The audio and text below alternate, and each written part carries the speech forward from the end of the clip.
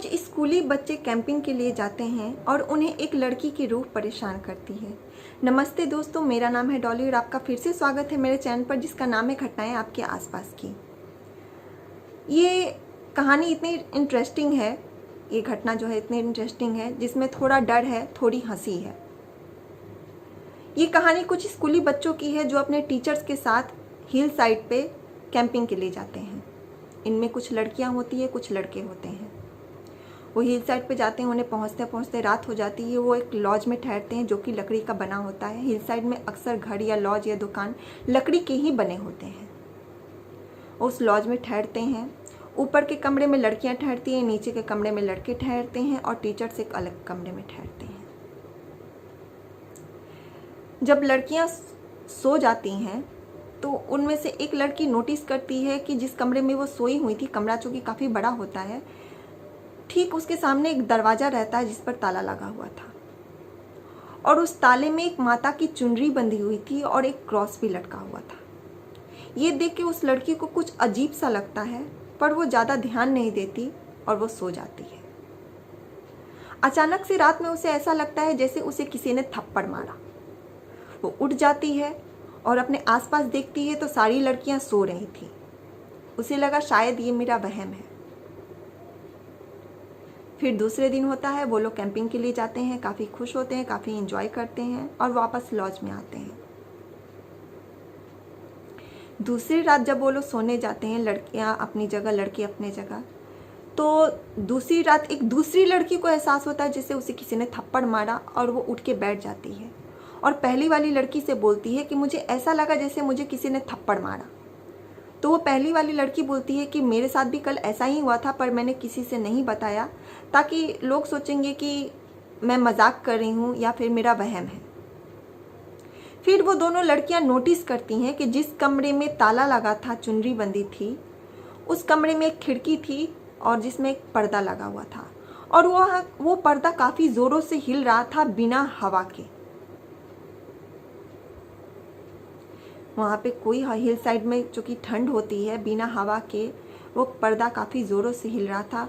तभी उन्हें एक आकृति दिखती है जो कि जैसे हम फोटो को जूम करते हैं, फोटो सामने आता है, पीछे चला जाता है, उसी टाइप की आकृति उनके सामने हिल रही थी, जैसे कभी सामने आ रही है, कभी जैसे कोई हैंग हो रहा है। ये देख के वो लड़कियाँ काफ़ी डर जाती हैं। उनमें से एक लड़की बहुत ज़ोरों से चिल्लाती है और अपने टीचर्स को बुलाती है। उनके टीचर्स आते हैं और बोलते हैं कि कोई बात नहीं है, अगर तुम्हें डर लग रहा है तो कल से लड़के यहाँ सोएंगे, तुम लड़कियाँ नीचे सोना, नीचे वाले कमरे में। वो मान जाती हैं। तीसरे दिन की बात है, वो लोग फिर से कैंपिंग पे जाते हैं, काफ़ी इंजॉय करते हैं, वापस लॉज में आते हैं सोने के लिए। तीसरे दिन लड़के ऊपर सोते हैं, लड़कियाँ नीचे सोती हैं। फिर तभी एक लड़की को, जब सब सो जाते हैं, एक लड़की को लगता है कि जैसे उसे भी किसी ने थप्पड़ मारा। वो लड़का उठ जाता है लेकिन वो किसी से कुछ कहता नहीं ताकि लोग उसका मजाक उड़ाएंगे और कहेंगे कि एक लड़का होकर इतना डरता है, इसीलिए वो किसी से कुछ नहीं कहता। ऐसे ही करते 3 दिन बीत जाते हैं। चौथा दिन हो जाता है, वो लोग फिर से कैंपिंग करने जाते हैं और वापस रात में लॉज में आते हैं। लेकिन चौथी रात उस लड़के के साथ कुछ ज़्यादा ही हो जाता है। वो ज़ोर ज़ोर से रात को चिल्लाने लगता है। सभी टीचर्स वहाँ पे आ जाते हैं, लड़कियाँ आ जाती हैं। वो कहता है कि मुझे बचाओ, कोई मेरे सर के बालों को पकड़ के ऐसे ऐसे हिला रहा है। अब वो लड़का अपने सर को ऐसे ऐसे हिला रहा था जैसे कोई किसी के बाल पकड़ के ऐसे ऐसे हिलाता है, वैसे ही हिला रहा था। सारे टीचर्स और लड़कियाँ उसे पकड़ते हैं, लड़के भी पकड़ते हैं, उसे पकड़ के नीचे लाया जाता है और फिर सारे लड़के और लड़कियों को एक ही रूम में शिफ्ट कर दिया जाता है। वो लोग उस रात उसी कमरे में सोते हैं और नीचे भी उन्हें चैन नहीं रहता। नीचे भी ऐसा लग रहा था कभी किसी के कोई बाल खींच रहा है, कभी किसी को कोई गुदगुदी कर रहा है, कभी कुछ हो रहा है, कभी किसी का कोई चादर खींच रहा है। ऐसे उनके साथ वाक़या हो रहे थे रात में। फिर सुबह होती है, वो लोग अपने टीचर्स से कहते हैं कि हम यहाँ नहीं रुक सकते, हमें बहुत ज़्यादा डर लग रहा है, हमारे साथ अजीब अजीब सा हो रहा है। और वो लोग ये भी नोटिस करते हैं कि जो भी इस लॉज में आता है वो नाइट स्टे नहीं करता, वो दिन में ही चला जाता है। यहाँ रात में कोई नहीं रुकता। वो लोग पूछते हैं कि आखिर क्या कारण है, हमारे साथ ऐसा क्यों हो रहा है, यहाँ पे रात में कोई रुकता क्यों नहीं है हमारे अलावा।